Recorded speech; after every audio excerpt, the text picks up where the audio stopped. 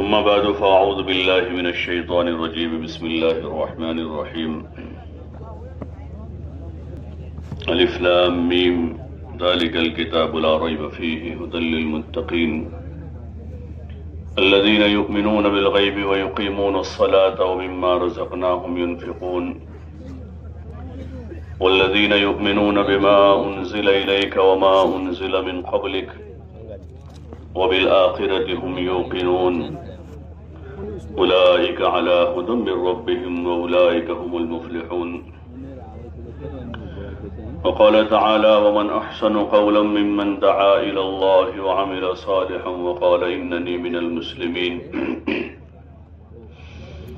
ولا تستوي الحسنة ولا السيئة ادفع بالتي هي أحسن فإذا الذي بينك وبينه عداوة كأنه ولي حميم وما يلقاها إلا الذين صبروا وما يلقاها إلا ذو حظ عظيم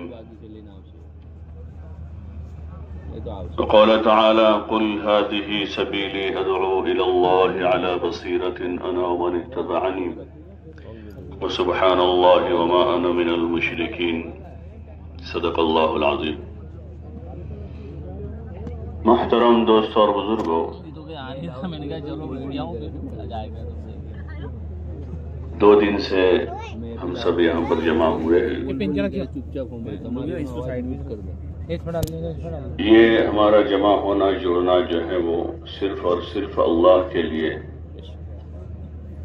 آنے والوں میں سے کسی کی ذاتی کوئی غرض نہیں ہے، نہ کوئی تجارت کے لیے آیا ہے، نہ کوئی کاروبار کے لیے آیا ہے،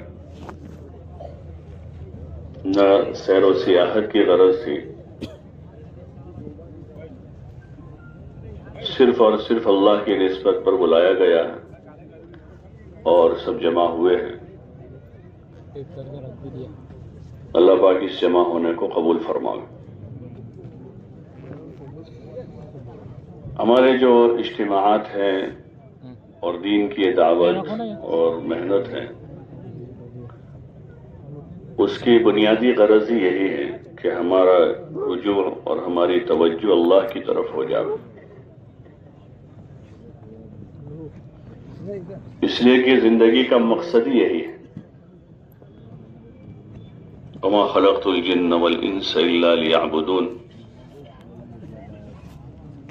ہم نے جنات و انسان کو صرف اور صرف اپنی عبادت کے واسطے پیدا کیا ہے۔ ای الا لیعرفون،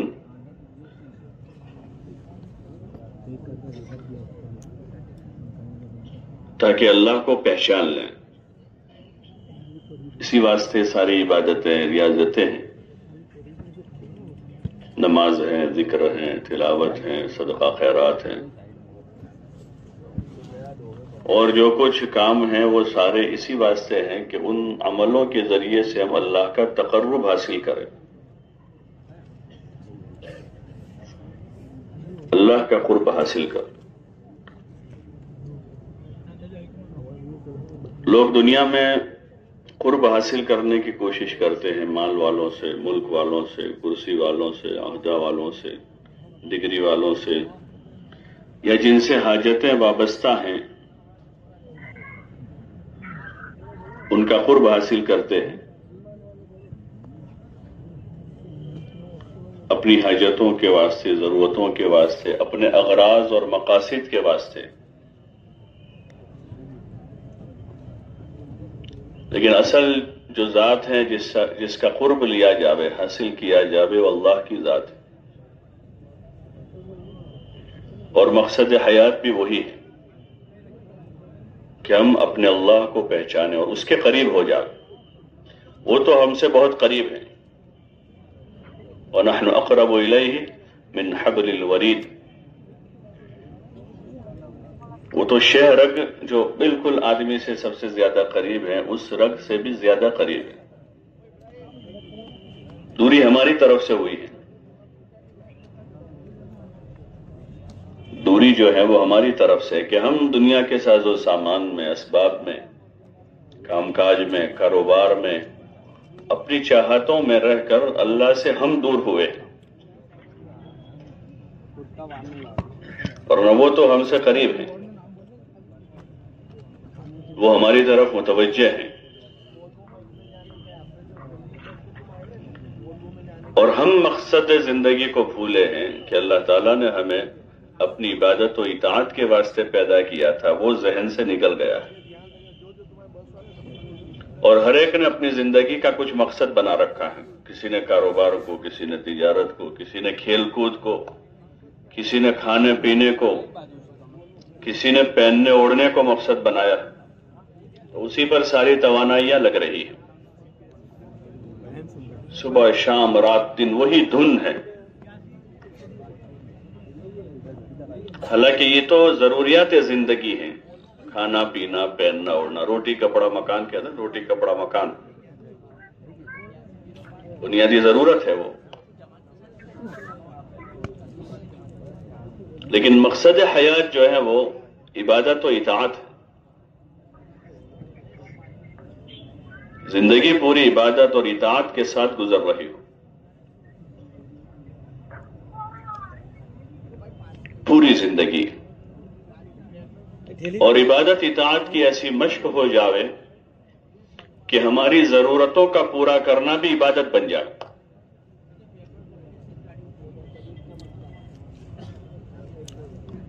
ضرورتوں کا روٹی کپڑا مکان جو ہے وہ بھی عبادت بن جائے، اتنی اس کی مشق ہو جائے کہ پھر کھانا بھی اللہ کی رضا کے واسطے ہوں، کپڑا بھی اللہ کے خوش کرنے کے واسطے ہوں، اور گھر بھی آدمی اپنی چاہت کا نہ بنا رہا ہو بلکہ اللہ خوش ہو جائے ویسا بنا رہا ہو،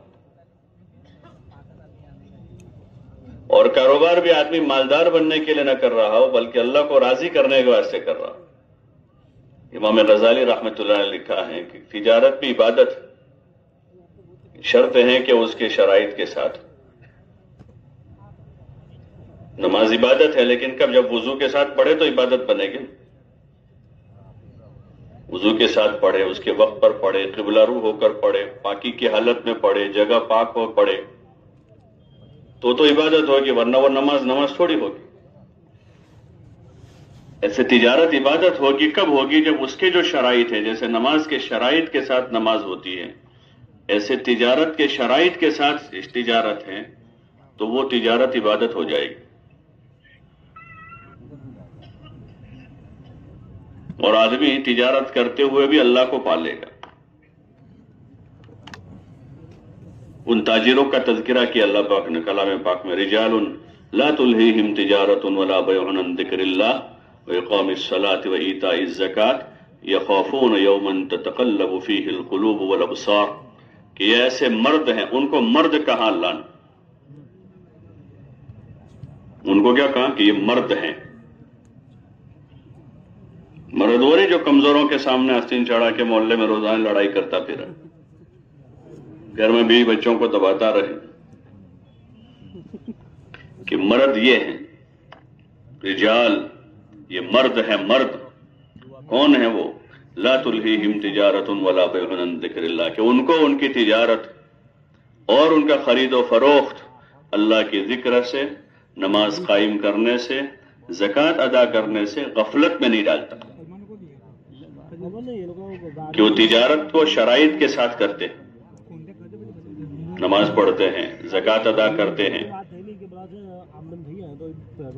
اور اللہ کے ذکر کے ساتھ، یعنی اللہ کی یاد کے ساتھ، اللہ کی اطاعت کے ساتھ ہوتے ہیں، کہ وہاں جھوٹ نہیں بولتے، دھوکہ نہیں دیتے ہیں، غبن نہیں کرتے ہیں، سود کا کام نہیں کرتے ہیں، اس کے شرائط پورے کرتے ہیں، امانت داری سے کرتے ہیں۔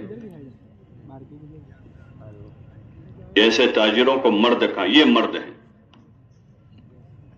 یخافون یوما تتقلب فیہ القلوب والابصار، وہ ایسے دن سے ڈرتے ہیں جس دن دل اور آنکھیں الٹ پلٹ ہو جائے گی، یعنی ان کو ڈر ہے قیامت کے دن کا۔ تو ضرورتیں بھی عبادت بن جاتی ہے، پھر اس کا بھی ثواب لکھا جاتا ہے۔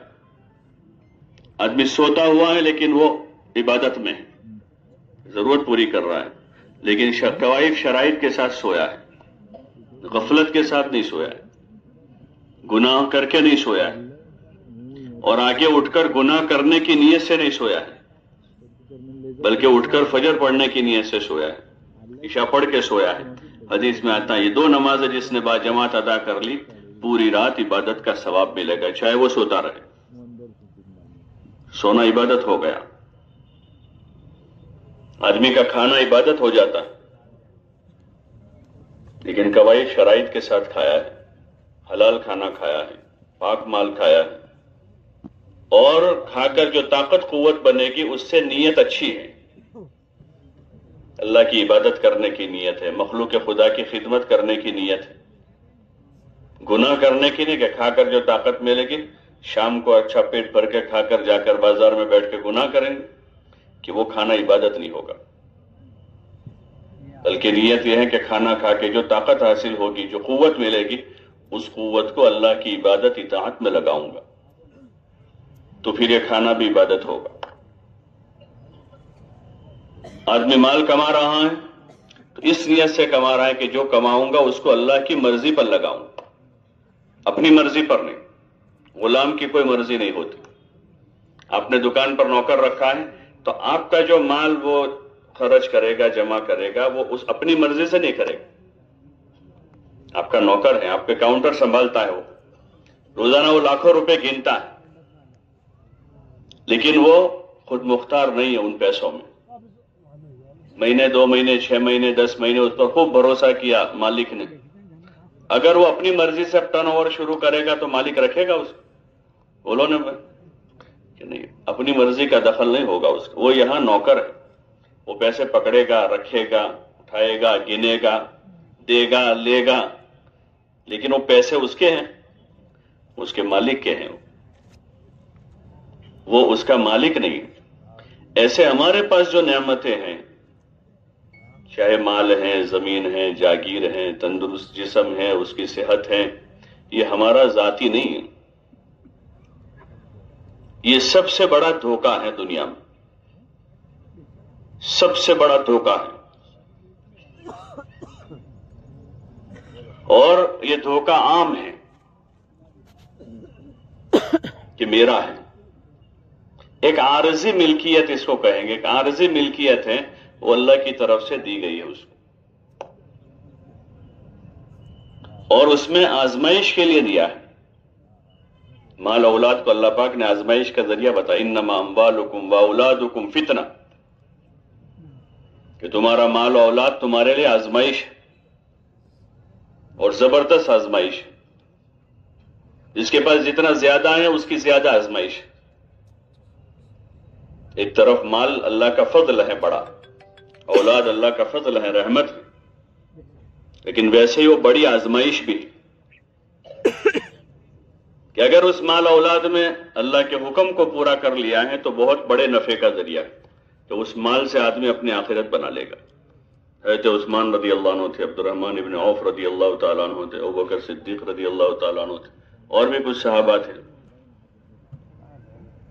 اور ایسے ہر زمانے میں ایسے لوگ رہے کہ جن کو اللہ پاک نے مال اولاد عطا کیا اور انہوں نے اس کا اچھا ٹرن اوور کیا۔ اپنے جگہ پہ ٹرن اوور ہو تو زیادہ، تو اصل ٹرن اوور وہ ہیں جو اللہ کی مرضی پر ٹرن اوور ہو رہا ہو، تو پھر وہ آخرت بننے کا ذریعہ ہے، اور دنیا میں راحت حاصل کرنے کا ذریعہ ہے، مال بھی اولاد بھی، دنیا کی حاجتوں کے آسانی سے پورا ہونے کا ذریعہ بھی ہے، اور اچھی آخرت بننے کا ذریعہ ہے، لیکن شرط یہ ہے کہ وہ اللہ کی مرضی پر خرچ ہو رہا ہو، اپنی مرضی سے نہیں۔ بندہ اپنی مرضی کا مالک نہیں ہے، بندہ اگر اپنی مرضی کا مالک بن رہا ہے وہ تو گناہ کے راستے پر جائے گا، کیونکہ نفس و شیطان سے محفوظ نہیں ہے، وہ گناہ کے راستے پر چلا جائے گا۔ اور جس نے اپنے آپ کو تابع کر لیا اللہ رسول کے تو وہ نفس و شیطان سے بچ جائے گا، نفس و شیطان سے وہ بچ جائے، کیونکہ نفس و شیطان دشمن ہے، اور اللہ رسول جو ہے وہ خیر خواہ ہے۔ اللہ بھی مہربان ہے اپنے بندوں پر، اللہ پاک مہربان ہے اپنے بندوں پر، اور رسول صلی اللہ علیہ وسلم بھی خیر خواہ بن کر آئے ہیں اپنی امت کے، تو جو ان کی اطاعت کے راستے پر چلا جائے گا وہ نفس و شیطان کے مکر و فریب سے بچ جائے گا۔ اس لیے اللہ تعالیٰ نے اطاعت کا حکم دیا ہے کہ بندے اطاعت کریں. اور کس کی اطاعت کریں؟ اللہ رسول کی. اللہ رسول کی اطاعت کا راستہ وہی ہدایت کا راستہ ہے. اطاعت میں ہدایت ہے. جو اطاعت کرے گا وہ ہدایت پائے گا. آدمی بغیر اطاعت کے کیسے ہدایت؟ کرتا پاجامہ داڑھی ٹوپی کا نام ہدایت تھوڑا ہے.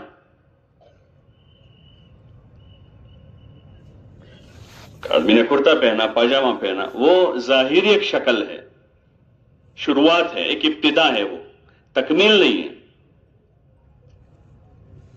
ابتدا ہے اطاعت کے راستے کی کہ بھئی اللہ رسول کی اطاعت کے راستے پر آدمی نے اپنے آپ کو ڈالا ہے تو زمانے کے نیک لوگوں کا لباس پہننا شروع کیا ہے. شروعات ہے، بہت اچھی چیز ہے، لیکن تکمیل نہیں ہوئی. تکمیل کے لیے محنت ہے. آدمی قدم قدم پر معلوم کرے دین کیا ہے، سنت کیا ہے، شریعت کیا ہے. ایک طرف ہماری چاہتیں ہیں، دوسری طرف ہمارا ماحول ہے، اور تیسری طرف قوم اور سماج کے رسم و رواج ہیں.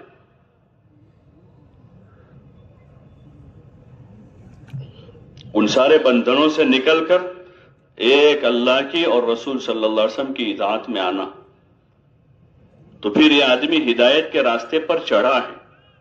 ایک آدمی یہاں سے گیا، نکلتے سارے گلیاں بازار کراس کر کے یہاں سے بروڈا والے ہائی وے پر چڑھا. وہ بروڈا پہنچا نہیں ابھی تو اس نے گاڑی اس ہائی وے پر ڈالی ہے کہ جہاں سے آدمی بروڈا جائے گا. یہ ساری چیزوں سے نکل کر یہاں سے اب امید ہے کہ چلتا رہے گا تو پہنچ جائے گا، اور ٹھہر گیا تو وہ بھی نہیں پہنچے گا جو راستے پر پڑے تھا. ٹھہر گیا ہے. ایسے ہی یہ ایک محنت اور کوشش ہے جس راستے سے یہاں سے شروعات ہوتی ہے کہ آدمی ایک نیت بنا کر اپنا ظاہر ٹھیک کرتا ہے، اور پھر دھیرے دھیرے دھیرے محنت کرتا جاتا ہے، محنت کرتا جاتا ہے، محنت کرتا جاتا ہے. تو پھر امید ہے کہ اللہ پاک اس کو ہدایت عطا فرما دے. اور اللہ محنت کرنے والوں کی محنت کو ضائع نہیں کرتا ہے، کہ جو سچا طالب ہے اور محنت میں لگا ہوا ہے تو اللہ پاک ہدایت نصیب فرما. جو سب سے بڑی ضرورت ہے ہماری، مکان سے پہلے، دکان سے پہلے، کاروبار سے پہلے، بیوی سے پہلے، بچوں سے پہلی ضرورت کون سی ہے؟ بولو نا. ہدایت ضرورت ہے. اگر ہدایت ہوگی تو آدمی کاروبار میں، بیوی میں، بچوں میں، مکان میں کامیاب ہو جائے گا. وہ ساری چیزیں اس کے لیے مددگار بن جائے گی.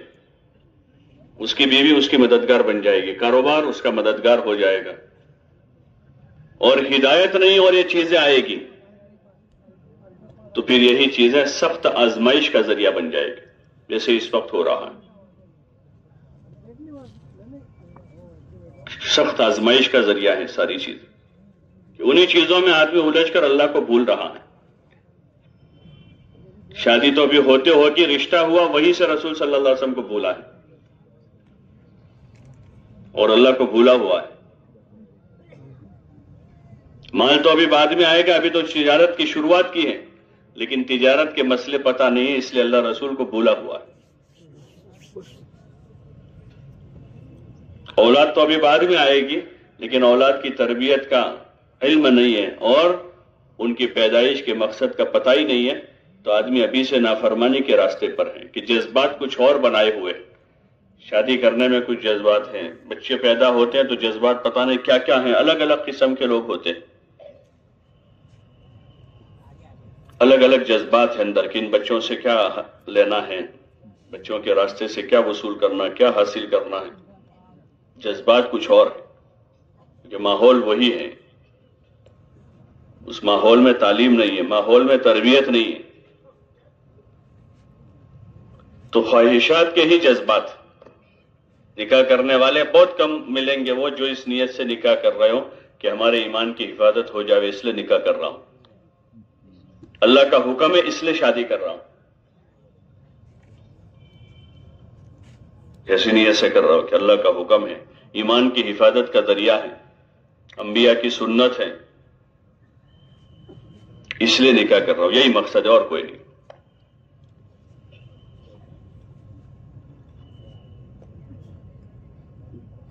اگر وہ مقصد ہے تو پھر اس کے لیے اتنے سارے لوازمات کی ضرورت نہیں ہے. کہ جو اللہ کا حکم والا، رسول صلی اللہ علیہ وسلم کے طریقے والا، ایمان کی حفاظت والا نکاح ہے، وہ تو بہت آسان ہے، وہ تو بہت ہی آسان. لیکن جو چاہت خواہش پوری کرنے والا، سماج میں دکھاوا کرنے والا اور نام روشن کرنے والا اور پتہ نہیں کیا کیا کرنے والا ہے، تو وہ بہت مشکل ہے. وہ 25 سال سے پہلے نہیں ہوگا. اور وہ پہلا والا کرنا ہے تو 18 سال میں، 20 سال میں ہو سکتا ہے. وہ اتنا آسان ہے. اس لیے بنیادی ضرورت یہ ہے کہ ہم دنیا میں جی رہے ہیں تو اپنی زندگی کا مقصد کیا ہے، ہمارا ہدف کیا ہے. بھائی ایک آدمی گاڑی لے کر آپ اس کو پوچھ رہے کہاں جا رہے ہو؟ بس جا رہا ہوں. ارے بھائی کہیں تو جا رہے ہوں. نہیں بس جا رہا ہوں. تو لوگ کیا کہیں گے اس کو؟ بولو نا بھائی، کیا کہیں گے اس کو؟ ہم سے کوئی پوچھے کہ آپ کہاں جا رہے ہیں، کیوں کما رہے ہیں، کیوں مکان بنا رہے ہیں، کیوں زمین خرید رہے ہیں، کیوں بچے پال رہے ہیں، تو ہمارے پاس اس کا کیا جواب ہے؟ کہ ہمارے پاس اس کا جواب نہیں ہے. حضور علیہ الصلوۃ والسلام نے ایک بہترین طریقہ دیا ہے زندگی گزارنے کا، جس کو اسلام کہتے ہیں. اس میں ساری چیزوں کی رہبری ہے، تربیت ہے، تعلیم ہے. اگر اس روشنی میں یہ ہوگا تو سب سے پہلا فائدہ یہ ہوگا کہ دنیا جنت بن جائے گی، یعنی پرسکون ہو جائے گی. اور آدمی جن اسباب میں ہے وہ اب وہاں اپنی جگہ سکھی ہوگا. وہ سکھی ہونے کے لیے مالدار بننا ضروری نہیں ہے. سکھی ہونے کے لیے مالدار ہونا ضروری نہیں. مال مزید راحت کا ذریعہ ضرور ہے، لیکن سکھی زندگی گزارنے کے لیے مالدار بننا ضروری نہیں ہے. زمیندار بننا ضروری. صحابہ کی جو جماعت ہے اس میں ہر قسم کے زمیندار بھی ہیں، مالدار بھی ہیں، فقیر بھی ہیں، غلام بھی ہیں، آزاد بھی ہیں، جوان بھی ہیں، بوڑھے بھی ہیں. لیکن مشترکہ طور پر ان کی زندگی کا جو ایک نمایاں وصف ہے کہ وہ سب سکھی تھے. سب کیا تھے؟ سب سکھی تھے. حضرت بلال بھی سکھی تھے، ابو بکر بھی سکھی تھے. ان پر جو حالات اور مشقتیں آئی وہ دین کے خاطر آئی، اس لیے وہ قربانی شمار کی گئی، وہ اللہ کے قرب کا ذریعہ شمار کی گئی. ورنہ وہ راضی تھے، شکر گزار تھے اپنی زندگی میں. جو اصل اوصاف ہے پیدا کرنے کے، آدمی صبر شکر کا سبق سیکھ لے تاکہ زندگی آسان ہو جائے. زندگی آسان کرنے کے لیے یہ آسان ہے کہ آدمی صبر شکر کا سبق سیکھے. کوئی حال ہے، تکلیف ہے، صبر کرنا سیکھ لیں. اور آسودہ حالت ہے تو شکر کرنا سیکھیں تاکہ باغی نہ بن جائے. آسودہ حالت ہے تو شکر کریں تاکہ بغاوت کے راستے پر نہ چڑھ جائے. اور ناموافق حالات ہیں تو صابر بن جائے تاکہ مایوس نہ ہو جائے. ان الانسان خلق ہلوعا اذا مسہ الشر جزوعا واذا مسہ الخیر منوعا. یہ مطلق انسان کی صفت ہے کہ عام انسان جو ہے غیر تربیت یافتہ ہے تو اس کی یہ صفت ہے کہ وہ جب اس کو کوئی تکلیف پہنچتی ہے تو جزا فضا شروع کر دیتا ہے، اور جب کوئی خوشی آتی ہے تو اترانے لگتا ہے کہ اللہ نے کوئی خوشی بتا دی ہے تو اس پر اترانا شروع کرتا ہے. اور جب کوئی حال آتا ہے تو گھبرا جاتا ہے. الا المصلین، ہاں لیکن جو نمازی ہیں وہ ایسے نہیں ہوتے.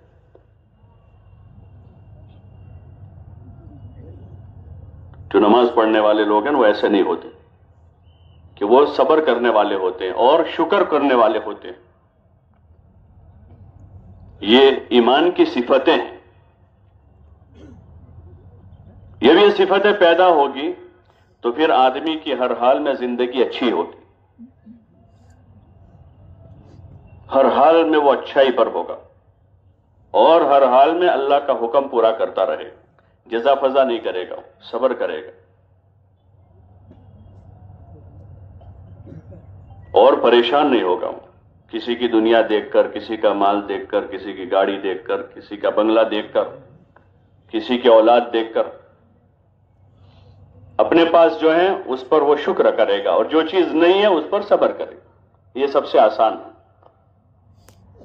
اس لیے کہ آدمی صبر نہ کرے پھر بھی جو نہیں ہے وہ ملنے والا نہیں ہے۔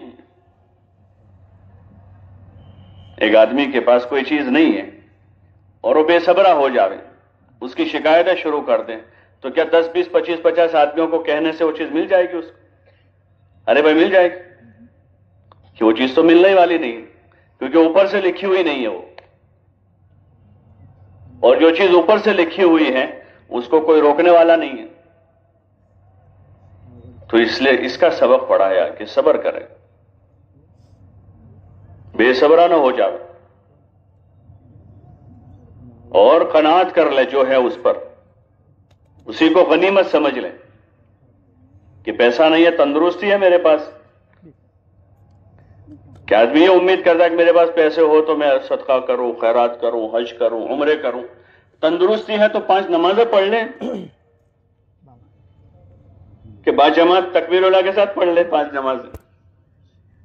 تندرستی اللہ نے دی ہے، فرصت اللہ نے دی ہے، روزانہ فجر کے بعد تھوڑی دیر مسجد میں ٹھہر کر طلوع آفتاب کے تھوڑی دیر کے بعد 2 رکعت نماز پڑھ لے، دنیا مافیہ سے بہتر ہے، نفل مقبول حج عمرے سے بہتر ہے۔ یہ تمنا آدمی کرتا ہے کہ میرے پاس پیسہ نہیں، میں عمرے کروں، میں حج کروں، یہ تو روزانہ مقبول کر سکتا ہے،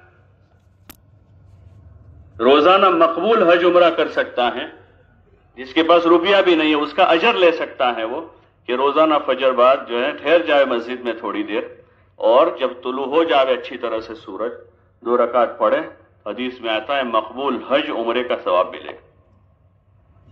اپنے کاموں کے لیے آدمی پتہ نہیں کتنوں کی سفارش لگانے کی کوشش کرتا ہے، حدیث پاک میں آتا ہے حضور علیہ الصلوۃ والسلام نے فرمایا مزید 2 رکعت پڑھ لیں تو اللہ پاک اس کے دن بھر کے کاموں کا کفیل بن جائے گا۔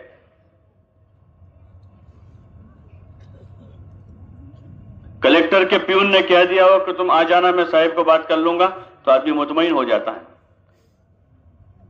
حالانکہ اکثر کام ہوتے نہیں، زیادہ تر تو دھکے کھاتے ہیں، یہی ہوتا ہے۔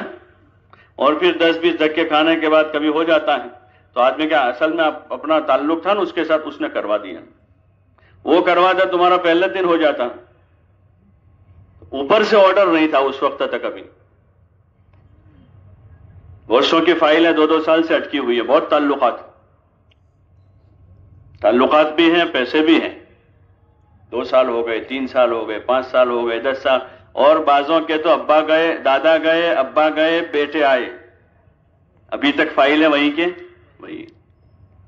اگر وہی معاملہ اللہ کے ساتھ ہو تو اللہ پاک خوش کر دے گا، اللہ کے پاس جانے والا نامراد نہیں لوٹے گا، کبھی مصلحت میں دیر ہوگی تو مطمئن کرے گا، دل کو تسلی ہوتی رہے گی، کیونکہ جاتا وہاں ہے، اور ذلت سے بچائے گا، وہ لوگوں کے خوشامد سے بچائے گا، لوگوں کی چاپلوسی سے بچا دے گا، لوگوں کی محتاجگی سے بچائے گا، کہ صحیح جگہ آدمی گیا ہے۔ تو اس لیے دین جو ہے وہ تو آسانیاں پیدا کرنے کے لیے، جو مشکلات ہم نے اپنی زندگیوں میں پیدا کی ہوئی ہے بے دینی کے راستے سے، جہالت کی وجہ سے یا غفلت کی وجہ سے، اور جن بندھنوں میں ہم جکڑے ہوئے ہیں، اپنی چاہتوں کے بندھن ہیں۔ لوگ کہتے ہیں بھائی یہ شرابی جو ہے شراب کا غلام ہو گیا، اس کو بغیر شراب کے نہیں چلتا ہے، تو وہ اس کے بندھن میں بندھا ہو، جب تک نہ ملے نہیں چلتا اس۔ ایسے جتنی ہماری غلط عادتیں ہیں اور جی کی چاہتیں، بعض جائز چاہتیں ہوتی، جائز چاہتے ہیں بعض، لیکن جو بہت ساری دوسری ناجائز چاہتے ہیں یا غیر ضروری چاہتے ہیں، ان چاہتوں کے بندھن میں بندھے ہیں، اس وجہ سے پریشان۔ اور مزید اس پر پھر کچھ قوم سماج کے بندھن ہیں، ہر جگہ قوموں کے، سماجوں کے، ریت رواجوں کے بندھن ہیں، اس میں جکڑے ہوئے ہیں، اس میں جکڑے ہوئے ہیں ہم سب۔ اس سے نکلنے کا یہی راستہ ہے کہ اللہ رسول کی اطاعت پر آ جاؤ، اللہ رسول کی اطاعت پر آ جاؤ۔ جب اللہ رسول کی اطاعت پر آئیں گے تو جی کی چاہتوں کے بندھن سے بھی نکل جائیں گے اور رسم و رواج کے بندھنوں سے بھی نکل کر زندگی آزاد ہو جائے گی۔ وہ اصل آزادی ہے۔ دین چھوڑ کر لوگ آزادی تلاش کر رہے ہیں، دین چھوڑ کر آزادی تلاش کر رہے ہیں۔ یہ تو اور زیادہ غلامی میں آدمی اپنی عادتوں کا غلام بن رہا ہے، رسم و رواج کا غلام بن رہا ہے، زمانے کے نئے نئے طریقے اور فیشنوں کا آدمی غلام بن رہا ہے۔ آزادی والی زندگی تو وہ ہے جو اللہ نے بتائی، کہ جس میں حق بتایا سب کا جانی مالی حق بتایا ہے، جاہی حق بتایا ہے کہ ہر ایک کی عزت کی جائے، کسی کو ذلیل نہ کیا جائے، یہ حق ہے اس کا۔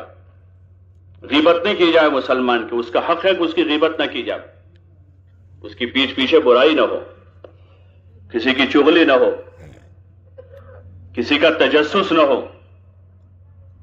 تو اس میں آزادی زیادہ ہے کہ اس میں زیادہ ہے؟ اللہ پاک اپنے بندوں پر مہربان ہے، اس نے مہربان ہو کر بندوں کو ایسی زندگی عطا فرمائی ہے کہ سارے لوگ اپنے حقوق پورے حاصل کریں اور آسانی کے ساتھ زندگی گزاریں۔ دین کو آسان بنایا، الدین یسر، تو وہ آسان جو ہے اس کو شیطان نے مشکل بنا کے پیش کیا۔ ہر ایک کے دماغ میں ہے کہ بھئی دین کی نیت کریں گے بہت مشکل ہے، اپنے لیے دین پر چلنے کی نیت کریں گے بہت مشکل ہو، حالانکہ وہ زیادہ آسان ہے۔ آپ سوچیں، غور کریں اس پر کہ جس میں اللہ پاک نے ہماری عزت کو محفوظ کیا، ہمارے جان کو محفوظ کیا کہ کوئی کسی کو مار نہیں سکتا، کسی کو اجازت نہیں، جان محفوظ ہے، کوئی کسی کو گالی نہیں دے سکتا، منع کر دیا ہے گالی دینے سے۔ سباب المسلم فسق، کہ مسلمان کو گالی دینا فسق ہے، منع کیا ہے، کوئی کسی کو گالی نہ دے، کوئی کسی کو برے لقب سے نہ پکارے، لا تنابزوا بالالقاب، کہ برے لقب سے نہ، کہ کوئی آدمی کی عزت جاتی ہے، اس میں کوئی آدمی کو برے لقب سے پکارتا ہے، اس کی عزت جا رہی ہے۔ کوئی کسی کا ٹھٹھا نہ کرے، لا یسخر قوم من قوم، کہ وہ عزت ہے مسلمان۔ کوئی کسی کے مال کی چوری نہ کرے، اس کا مال ہے، اس کی اجازت نہیں دی۔ تو یہ زیادہ آسان زندگی ہے، زیادہ آسان زندگی جس میں اخوت ہے، بھائی چارگی ہے، محبت ہے، قطع تعلقی سے منع کر دیا۔ رشتے ناطے نہ توڑے، رشتہ بڑی چیز ہے، پیسوں سے، زمین سے، جاگیر سے، مکان سے اوپر ہے، سب چیزوں سے اوپر ہے، رشتہ بڑی چیز ہے، اس کو توڑنے کا حکم نہیں دیا بلکہ جوڑنے کا حکم دیا۔ یہ اسلام کے طریقے ہیں اور یہ آسان ہے، بہت ہی آسان ہے، اس رخ پر زندگی گزارنے میں سب کے لیے راحت، لیکن چونکہ وہ سیکھا نہیں ہے اس لیے مشکل لگ رہا ہے۔ ایک 50 سال کے آدمی نے سائیکل چلانا سیکھا نہیں ہے اور ان کو اسٹیئرنگ پکڑائیں گے تو وہ چلا پائیں گے؟ بہت مشکل ہے ان کے لیے، کیونکہ سیکھا نہیں ہے۔ اور ایک 15 سال کے بچے نے ہوائی جہاز چلانا سیکھ لیا ہے، تو عمر 15 سال کی ہے لیکن وہ ہوائی جہاز بھی چلا لے۔ ایسے مسئلہ ہمارا یہ ہے کہ دین پر چلنا سیکھا نہیں۔ یہ جو تبلیغ کی محنت ہے اس کی ہے کہ ہر مسلمان راہ خدا میں نکل کر دین پر چلنے کی مشق کرے، دین پر چلنے کی مشق ہے کہ آدمی اپنی جان، اپنا مال، اپنا سامان لے کر اپنے گھر سے 10-12 آدمیوں کی جماعت کی شکل میں راہ خدا میں نکلے، مشورے سے کسی کو ذمہ دار بنا لے اور اس نیت سے چلیں کہ اب ان کو ذمہ دار بنائیں تو ان کی اطاعت کے ساتھ چلیں، ان کی مان کر چلیں تاکہ اللہ رسول کی اطاعت کرنا آسان ہو جائے۔ اور اپنی جان اپنا مال لے کر چلیں گے تاکہ کسی پر بوجھ نہ بنے، کسی پر ہم بوجھ نہ بنے، اور نہ کسی کی طرف دل کی توجہ جا رہے کہ اپنی ضرورتوں کا خود نظام کیا ہے۔ دنیا دارالاسباب ہے تو اپنی ضرورتوں کا خود نظام کر کے چلیں گے اور سیکھنے کی نیت سے چلیں گے کہ ہم سیکھنے کے لیے جا رہے ہیں، دین سیکھنا ہے اور دین پر چلنے کی مشق کرنی، اس لیے پورا کام مشق ہی مشق ہے۔ کسی بھی چیز میں آدمی کو کمال حاصل کرنا ہوتا ہے تو اس کی اچھی خاصی مشق کرنی پڑتی، تب جا کے اس میں کمال پیدا ہوتا۔ تو اس لیے مشق ہی کی نیت سے آدمی چلتا رہے چلتا رہے چلتا رہے تاکہ اس میں کمال حاصل ہو جائے دین پر چلنے میں، اور اسی کا مطالبہ ہے اللہ کی طرف سے کہ اچھا سے اچھا عمل لے کر آؤ۔ خلق الموت والحیات لیبلوکم ایکم احسن عملا، کہ اچھا سے اچھا عمل لے کر، اس لیے ہم اس کو اچھا سے اچھا بنانے کی کوشش میں لگے رہیں گے، اپنے ایمان کو، نماز کو اور عبادت کو، اخلاق کو، اخلاص کو، ہر چیز کو اچھا سے اچھا بنانے کی مشق ہی کرتے رہیں گے۔ اس لیے مقصد کی طرف توجہ رہے ہماری، اچھا کھانا کھانے کے لیے نہیں جا رہے، اچھے موسم میں 40 دن گزارنے کے لیے نہیں جا رہے، اچھی کسی جگہ تفریح کے لیے نہیں جا رہے، سارے ساتھی اچھے ہوں تو ان کے ساتھ نہیں جا رہے، اپنے آپ کو اچھا بنانے کے لیے جا رہے ہیں۔ جب مقصد کی طرف توجہ ہوگی تو پھر روح کا مسئلہ نہیں ہوگا، گرمی والا علاقہ ہوگا، سردی والا ہوگا، بارش والا ہوگا، دیہی علاقہ ہوگا، شہری علاقہ ہوگا، ساتھی نئے ہوں گے، پرانے ہوں گے، اس طرف توجہ نہیں ہوگی۔ آدمی کی توجہ یہاں ہے۔ جب کوئی ضرورت کسی علاقے کے ساتھ وابستہ ہوتی ہے تو آدمی گرمی سردی نہیں دیکھتا۔ یورپ کے ملکوں میں سردی بہت ہوتی ہے، برف ہوتا ہے، لیکن آدمی نے اپنی ضرورت کو وہاں وابستہ کر لیا ہے کمانے کی، تو سردی نہیں دیکھ وہاں تو برف ہوتا ہے، وہاں نہیں جانا ہے مجھے، بلکہ ویزا ملتا ہے تو خوشیاں مناتا ہے اور فخر سے جاتا ہے۔ لوگ کہتے ہیں وہاں تو برف ہوتا ہے، بھائی کوئی بات نہیں، برف 2-4 مہینے ہوگا، باقی تو پھر اپنی حاجت کو وہاں وابستہ سمجھا ہے کہ بھائی وہ ماحول وہاں اچھا نہیں ہے، بعض جگہ بڑی خراب کنڈیشن ہے کہ بھائی ارے بھائی سب لوگ رہتے ہیں ہم بھی رہ لیں گے وہاں، وہ سمجھاتا ہے دوسروں۔ اور جب راہ خدا میں نکلنے کا موقع، آدمی یار مجھے گھر میں سے باہر جانا اچھا نہیں لگتا ہے، مجھے سردی میں تھوڑا پرابلم رہتا ہے، مجھے گرمی زیادہ لگتی ہے، میرے اصل میں شوگر ہے تو تھوڑا پرہیزی کا مسئلہ رہتا ہے، کیونکہ ابھی دین کو ضرورت نہیں سمجھا ہے کہ یہ میری سب سے پہلی ضرورت ہے کہ میں اپنا دین اچھا بناؤں اور اس کی مشق کرنے کے لیے جانا ہے۔ اگر آدمی اس کو سامنے رکھے گا، نظر اصل پر ہوگی، تو پھر آدمی کو سردی، گرمی، بارش، بخار اور نزلہ، زکام کوئی چیز عذر نہیں ہوگا۔ آدمی نکلتا رہے گا، جاتا رہے گا اور اپنی ضرورت سمجھ کے جائے گا، خوشی سے جائے گا، بشاشت سے جائے گا، اپنے اختیار سے اپنی دنیا چھوڑ کر جائے گا، ترجیح دے گا، پسند کرے گا اس کو کہ یہاں اس کے پاس منافع کے اسباب ہیں، دکانیں چلتی ہوئی اور کاروبار ہیں، راحت کے اسباب ہیں، لیکن یہ محسوس کر رہا ہے کہ مجھے دین سیکھنا میری ضرورت ہے، تو آدمی اپنے اختیار سے دکان میں، کاروبار میں ترتیب بنائے گا۔ جی نہیں چاہ رہا ہے، اپنے جی کو سمجھائے گا، طبیعت ساتھ نہیں دے رہی ہے تو آدمی حوصلہ بنائے گا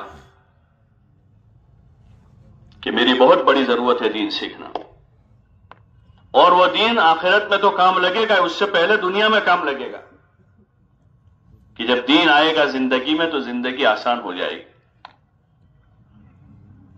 راحت والی ہو جائے گی۔ یہ وعدہ ہے اللہ کا، من عمل صالحا من ذکر او انثى وهو مؤمن فلنحيينه حیاتا طیبہ،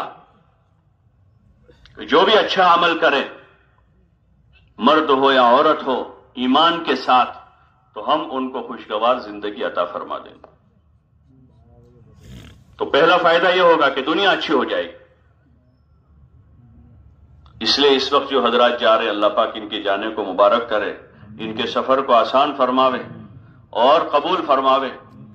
یہ بڑے قابل مبارکباد ہے. بس یہ ہے کہ نکلنے کے لیے نہیں ہے، بلکہ کچھ چیزوں کی مشق کے لیے جا رہے ہیں. دعوت کی مشقیں ہیں، تعلیم و تعلم کی مشقیں ہیں، ذکر و عبادت کی مشق ہیں اور خدمت کی مشق ہیں. یہ بنیادی 4 کام ہیں جو ہر مسلمان کو ہر وقت کرنے چاہیے. یا تو آدمی اللہ کی طرف بلا رہا ہو، دعوت دے رہا ہو، جو مقصد ہے اس امت کا، اس امت کو برپا ہی اس لیے کیا گیا، نکالا اسی لیے گیا ہے. کنتم خیر امت اخرجت للناس تأمرون بالمعروف وتنہون عن المنکر، کہ تم بہترین امت ہو، تم کو لوگوں کی نفع رسانی کے لیے نکالا گیا ہے. تم اچھائیوں کی طرف بلاتے ہو، برائیوں سے روکتے ہو. تو اس کی مشق ہے دعوت دینے کی. دوسرا، ہر آدمی کو اپنا دین سیکھنا سکھانا ہے. جو نہیں آ رہا ہے وہ سیکھنا ہے، جو آ رہا ہے وہ دوسروں کو سکھانا ہے. تو اس کی مشق کرنی ہے. تیسرا، ذکر و عبادت. اب جو سیکھا سکھایا ہے عبادت ذکر، تو اس کو عملاً کرنا ہے. اور چوتھی چیز ہے خدمت. بندوں کے ساتھ حقوق کی وابستہ کیے ہیں، وہ تو اپنی جگہ واجب ہے.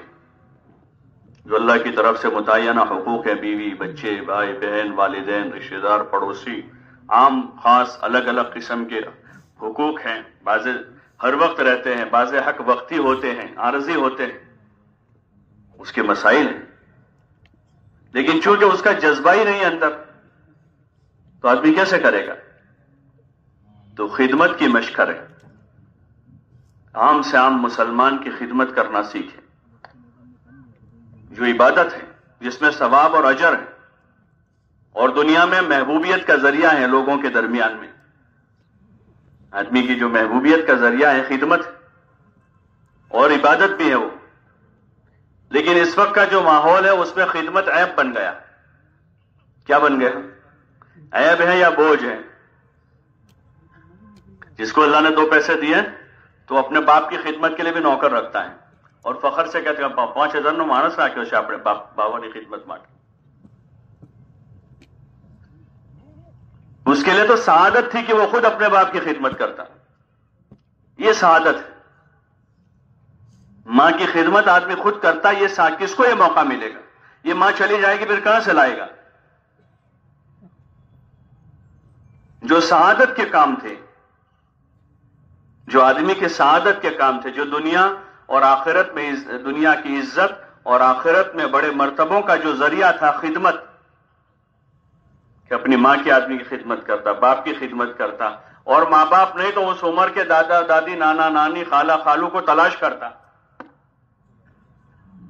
کہ بھئی چلو میرے ماں باپ نہیں لیکن میری خالہ ہیں تو ان کی خدمت کر لو، ابا نہیں ہے چچا ہے ان کی خدمت کر لو، دادا نہیں ہے نانا ہے تو ان کی خدمت کر لوں. یہ تلاش کرتا آدمی خدمت. تو سعادت کی چیز ہے، لیکن چونکہ اس کی مشق نہیں ہے اس لیے خدمت اجرت پر ہو رہی ہے. بلکہ جو چیزیں خالص خدمت کی تھی اسلام میں، وہ چیزیں بھی اب بزنس ہو گئی. جو چیزیں خالص خدمت کی تھی وہ بزنس ہو گئی. کھلانا پلانا ہے، دوا دارو ہے، تجہیز تکفین ہے، وہ خدمت کی چیزیں تھی اسلامی معاشرے میں. حضور علیہ السلام کے زمانے میں، خلفائے راشدین کے ادوار میں اور خلافتوں کے ادوار میں جو تھا، یہ چیزیں فری تھی. کھلانا پلانا فری ہوتا تھا. کوئی بھی بستی میں کوئی مہمان آیا ہے، وہ بستی والوں کا مہمان ہے وہ. اس لیے مہمان میزبانی کے مسائل ہیں فقہ میں کہ کتنے دن تک وہ مہمان ہوگا اور میزبان کے ذمہ کیا ہے، اس کے فقہ میں مسائل ہیں مہمانی میزبانی کے. ایسے ہی معذور کمزور لوگ ہیں، بیمار لوگ ہیں، ان کی خدمت فرض کفایہ کا درجہ ہے اس کا. جیسے تجہیز و تکفین ہے، تدفین ہے، یہ لاوارث آدمی ہے، کوئی اس کا نہیں ہے، تو اس کا دوا دارو کون کرے گا؟ اس کے مسائل ہیں، اور جن کے رشتہ دار ہیں تو رشتہ داروں کے ذمے ہیں کہ اس کے علاج معالجے کا نظام بناوے، اس کی خدمت کریں جتنی خدمت کا وہ محتاج ہے، اور کوئی نہیں ہے، لاوارث ہے، تو پھر کس کے ذمے ہوگا؟ وہ انتقال ہو گیا کسی کا تو اس کے رشتہ داروں کے ذمے ہے کہ تجہیز تکفین کرے، اس کی تدفین کرے، نہیں ہے کوئی تو اب کون کرے گا؟ تو اس کا کفایہ کا درجہ ہے، اس کو عزت کے ساتھ تجہیز تکفین کر کے اس کی تدفین کرے۔ لیکن دین زندگیوں سے نکلا، دین نکلا تو جس مذہب میں مسافر اجنبی کی خدمت کا اور مہمان نوازی کا حکم ہے، اس کے آداب اور مسائل بتائے ہیں۔ ایک اجنبی فقیر آدمی اگر بستی میں انتقال کر جاتا ہے تو اس کی تجہیز تکفین تدفین کے مسائل اور احکام ہیں۔ اس معاشرے میں والدین در بدر پھر رہے ہوں،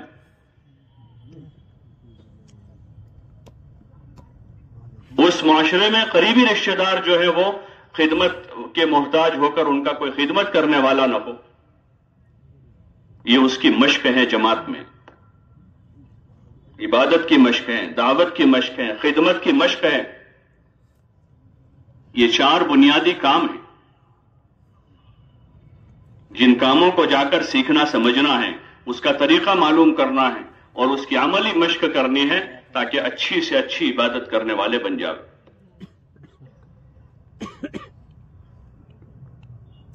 اور اچھا سے اچھا دین، ہم ایسا دین سیکھیں کہ ہم بھی دوسروں کو سکھا سکیں،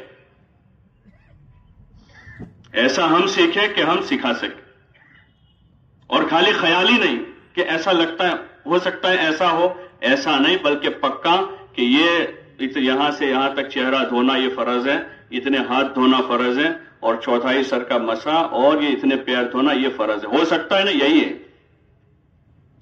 اور اس کی یہ سنتیں ہیں، اس کا یہ طریقہ ہے، نماز جنازہ کا یہ طریقہ ہے، روزہ یہاں سے یہاں تک کا ہے۔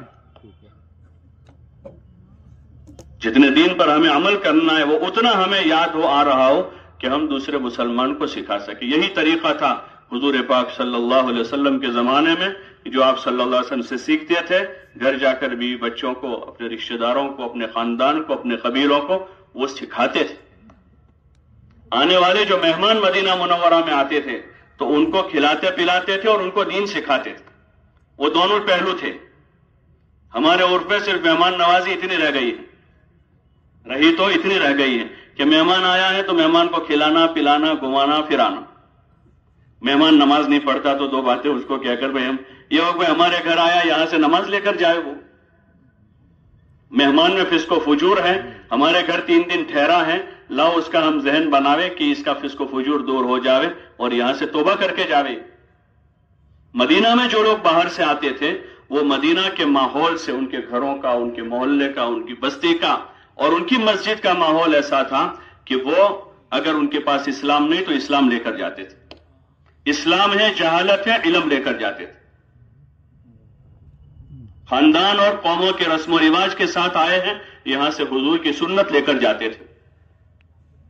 اس محنت سے چاہا جا رہا ہے، اس نقل و حرکت سے کہ نکل کر ایک ماحول قائم کرے، 10-12 کی جماعت کسی بستی میں جا کر ماحول قائم کرے اور ان چیزوں کی مشق کریں، اچھی نماز پڑھنے کی، اچھی طرح ذکر کرنے کی، اچھی طرح صحیح قرآن شریف پڑھنے کی، دعا مانگنے کی، خدمت کرنے کی، اور محبت و اخوت کی عملی مشقیں کہ 12 ساتھی ہیں، کوئی سید ہیں، کوئی پٹھان ہیں، کوئی ملک ہیں، کوئی فلاں ہیں، کوئی فلاں ہیں، کوئی 25 سال کا، کوئی 60 سال کا، کوئی 70 سال کا ہے، یہ سب مل جل کر بھائیوں کی طرح رہ رہے ہیں، ایک ساتھ کھا رہے ہیں، ایک ساتھ 24 گھنٹے رہ رہے ہیں، ایک دوسروں کی خدمت کر رہے ہیں، ایک دوسروں کو دین سیکھ رہے ہیں اور ایک دوسروں کو سکھا رہے ہیں، اور ایک دوسروں سے محبت کر رہے ہیں۔ ایک عملی مشق ہے اس زندگی کی، اس لیے اس راستے میں نکل کر اس کی کوشش کریں کہ ان 4 کاموں کو بجا لائیں، اور جو گھر جا رہے ہیں وہ گھر رہ کر یہ کام کریں کہ ابھی جب تک نہیں نکل پا رہے تو وہاں تک اپنے گھر رہ کر یہ چاروں کام بجا لاوے. اتنا ہوگا کہ جماعت میں جا کر صرف یہی کام ہے تو زیادہ وقت اس میں لگے گا, اور گھر میں چونکہ کاروبار بھی بچوں کے ساتھ ہیں تو اس میں تھوڑا کم ہوگا, لیکن گھر جا کر بھی یہ چار کاموں کو بجا لاویں کہ دعوت دیں محبت کے ساتھ, سامنے والے کے اکرام اور احترام کے ساتھ, اور حسن اسلوب سے دعوت دیں, دین سیکھیں, سکھاویں, اپنی عبادت بجا لاویں, صبح شام اللہ کا ذکر کریں, روزانہ کلام پاک کی تلاوت کریں, اور خدمت کو قائم کریں. خدمت, گھر کا کام بیوی کے ذمہ نہیں ہے, وہ تو ٹھیک ہے ان کا احسان کر رہی ہے, اجر ملے گا ان کو, باقی ہم بھی گھر کے ایک فرد بن کے رہیں گھر میں.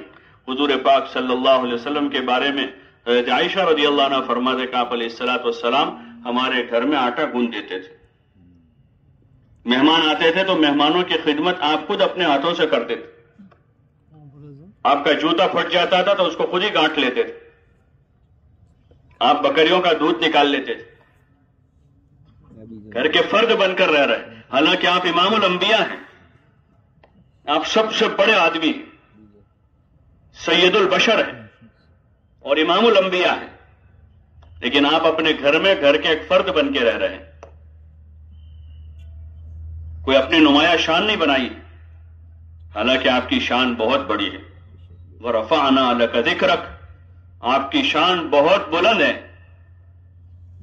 لیکن آپ اپنے گھر والوں کے ساتھ گھر کے ایک فرد ہیں, گھر کے ایک فرد بن کر رہ رہے ہیں. یہ ایک عملی زندگی ہے. رات میں آپ عبادت گزار ہیں, عبادت کر رہے ہیں, تلاوت کر رہے ہیں, نماز پڑھ رہے ہیں, اللہ کی یاد میں لگے ہیں, دعائیں مانگ رہے ہیں. آپ اپنے آدمیوں کے درمیان میں تو آپ داعی بنے ہوئے ہیں, لوگوں کو بلا رہے ہیں اللہ کی طرف, دن میں رات میں, چھوٹوں کو بلا رہے ہیں, بڑوں کو بلا رہے ہیں, غلاموں کو دعوت دے رہے ہیں. آپ اتنے بڑے ہو کر غلاموں کے پاس جا رہے ہیں, آپ بہت بڑے ہیں. اور اس ماحول میں غلام یعنی بہت نیچی ذات کہلاتی تھی. بڑے لوگ ان سے صرف خدمت لیتے تھے, ان کا کوئی حق نہیں ہوتا تھا, وہ اپنے ذات کے بھی مالک نہیں ہوتے تھے. لیکن آپ علیہ الصلوۃ والسلام ان کو جا کر دعوت دے رہے ہیں, اللہ کی طرف بلا رہے ہیں, اور آپ پر جو وحی آ رہی ہے آپ لوگوں کو سکھا رہے ہیں, دین سکھا رہے ہیں. یہ بنیادی کام ہے. اس لیے راہ خدا میں نکل کر اس کو قائم کرنا ہے اور اس کو سیکھنا ہے, تاکہ زندگی پر ہم اچھی طرح سے اس کو کر سکیں. نکلنے کے زمانے میں 8 اجتماعی کام ہیں. اجتماعی عمل جس میں پوری جماعت ایک ساتھ شریک ہو کر اس کو قائم کرے گی. اس میں سفر ایک اجتماعی عمل ہے کہ ایک ساتھ سفر کرے. ساری جماعت 8-10 ساتھی ہیں, کوشش یہ کرے ایک ہی سواری میں سوار ہو جائے, چاہے سہولت کم ہو سواری میں. سواریاں دو, ایک تو سہولت والی سواری اور ایک کم سہولت والی. تو چاہے کم سہولت والی سواری ہو, سفر ہی کرنا ہے تو ایک ساتھ سفر کرے, سارے ساتھی ایک ساتھ ہو. ذمہ دار اپنے ساتھیوں کے ساتھ, ساتھی اپنے ذمہ دار کے ساتھ. سفر کی خدمت کے 2 ساتھی طے کر لے تاکہ باقی ساتھی خدمت کے کاموں سے یکسو ہو جائے. کیونکہ 12 آدمی ہیں, 12 کی ضرورتیں ہیں, پانی بھی پینا ہے, چائے بھی پینی پڑے گی, ناشتہ کرنا پڑے گا, چھوٹی موٹی ٹکٹ خریدنا ہوگا. سب الگ الگ ٹکٹ لینے جائیں گے, 12 آدمی جائیں گے, اور 12 کی ٹکٹ 2 آدمی جا کر بھی لا سکتے ہیں. 12 آدمی رکشا کرنے گئے ہیں, 2 آدمی جا کر لے آوے رکشا. 12 آدمی کھانا لینے جائے, 2 آدمی لے کے, تو یہ آسان ہے اور ایک اچھی مشق ہے, ایک اجتماعی زندگی کی مشق ہے. 2 ساتھی خدمت کے طے کر لیں, وہ ضروریات کا نظام کر لیں, ذمہ دار اپنے ساتھیوں کے ساتھ رہیں. سفر میں بھی ان اعمال کو قائم کریں, تعلیم کو, دعوت کو, ذکر کو, خدمت کو, سیکھنے سکھانے میں لگے. ابتدا سے بھائی کلمہ یاد نہیں تو سب سے پہلے کلمہ یاد کر لیں, پھر دیگر جو ضروری چیزیں ہیں, فرائض واجبات ہیں, پھر مسنون اذکار ہیں, سفر کی دعا ہیں, سواری پر چڑھنے کی دعا ہیں, منزل پر پہنچنے کی دعا ہیں, سفر کے آداب ہیں. وہ ہر چیز کا کوئی نہ کوئی ادب بتایا, اٹھنے بیٹھنے کا, سونے جاگنے کا, ایسے سفر کرنے کا ادب. کیسے سفر کرے آدمی, کہ انسان ہے ہم, جانور تھوڑے ہیں, یا جانور نما تھوڑے ہیں, انسان ہیں. تو ہر چیز کا ادب ہے، اس طریقے پر سفر کریں، ہمارے ذریعے کسی کو تکلیف نہ ہو، پیسنجر کو، مسافر کو۔ ہمارے ساتھ بس میں ہیں، ٹرین میں ہیں، جہاز میں ہیں، اور لوگ بھی ہیں، ان کا حق ہے کہ ہمارے ذریعے ان کو تکلیف نہ پہنچے، بلکہ ان کو راحت پہنچے۔ اس لیے ان کی راحت کا خیال کریں، اپنے اعمال کے ساتھ سفر کریں۔ سفر میں نماز قضا نہ ہو، بلکہ سفر میں قصر ہے۔ ظہر عصر عشاء کی بجائے 4 کے 2 رکعت ہو جاتی۔ سفر کی مسافت اگر شرعی مسافت ہے تو اس میں یہ ہو جاتی، تو قصر پڑھ لے لیکن قضا نہ ہو۔ ایک ساتھ 12 آدمی نہیں پڑھ سکتے، سفر میں ٹرین میں ہے، ایک ساتھ جماعت نہیں ہو سکتی، 2 آدمی پڑھ لیں، لیکن اس طرح نماز پڑھے کہ ہماری نماز پڑھنے سے دوسروں کو تکلیف نہ ہو، ہماری نماز سے کسی کو تکلیف نہ ہو۔ تو نماز کا خوب اہتمام کریں اور اعمال کے ساتھ سفر کریں۔ منزل پر پہنچے اپنی نیت کی تجدید کریں کہ ہم کیوں نکلے۔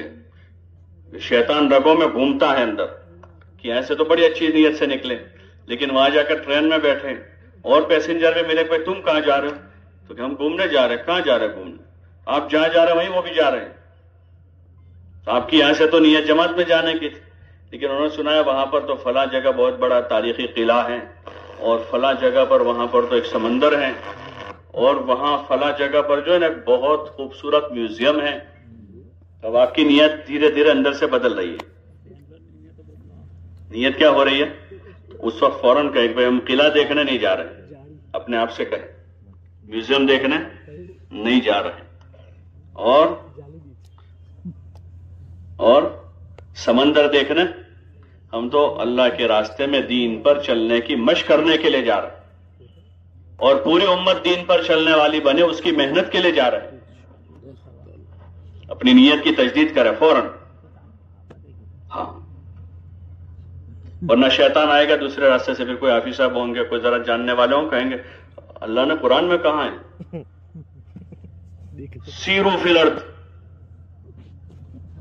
اقیم الصلاۃ یاد نہیں دلائے گا، آتوا الزکات یاد نہیں دلائے گا، قل للمؤمنین یغضوا من ابصارہم والی آیت تو کبھی یاد نہیں آئے گی، لیکن کون سی یاد آ جائے گی کہ اللہ نے کہا ہے کہ زمین پر چلو پھرو، آگے پیچھے کیا ہے وہ نہیں۔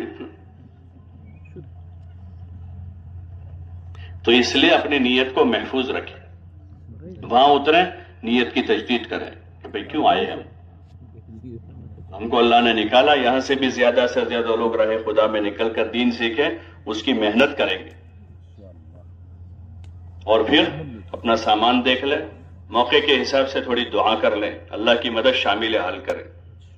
دعا اس کے لیے کہ ہم اللہ کی طرف متوجہ ہیں، اس کی مدد کے ہم محتاج ہیں، اس کی مدد شامل حال کر کے اب پیدل چلنا شروع کریں۔ پیدل چلنا ایک عمل ہے، سواری کے پیسے ہیں لیکن پھر بھی پیدل چل رہے ہیں، اللہ کی زمین پر چل رہے ہیں، اللہ کی یاد میں لگے ہوئے، ذکر کرتے ہوئے، دعا مانگتے ہوئے، ہدایت کے طلبگار بن کر مارے پھر رہے، کبھی اس گلی میں جا رہے ہیں، کبھی اس گلی میں جا رہے ہیں، کبھی اس میدان میں جا رہے ہیں، کبھی اس بازار میں جا رہے ہیں، جیسے حضور پاک صلی اللہ علیہ وسلم کبھی مکہ کی گلیوں میں، کبھی مکے کے بازاروں میں، کبھی مینا میں، کبھی عرفات میں، کبھی مزدلفہ میں، اور ایک موقع پر لمبا طائف تک کا سفر آپ نے پیدل کیا، ایک ہی دھن اندر ہے، حتی ابلغ رسالت ربی، حتی ابلغ رسالت ربی، اندر ایک ہی دھن ہے اندر کہ میں اپنے رب کا پیغام پہنچاؤں، من یؤوینی من ینصرنی حتی ابلغ رسالت ربی ولہ الجنہ۔ آپ مارے پھر رہے ہیں، ایک دھن لے کر، ایک فکر لے کر کہ یہ وہی دھن ہے، اس کی مشق کرنی، ہمارے پاس اتنی تو نہیں ہے لیکن نقل تو اتاریں، کیا کریں، نقل تو اتاریں، دیوانہ تو بننا مشکل ہے، صورت تو بنا دیوانے کی، ایک نقل تو اتاریں جو انبیاء علیہ السلام جس طرح کام کر رہے تھے، کہ ہم بھی بھائی وہی فکر لے کر پھر رہے ہیں کہ اللہ کا مبارک دین ہماری زندگی میں اور پورے عالم میں بسنے والے ایک ایک انسان کی زندگی میں آ جائے۔ یہ انسانیت پر سب سے بڑا احسان ہوگا۔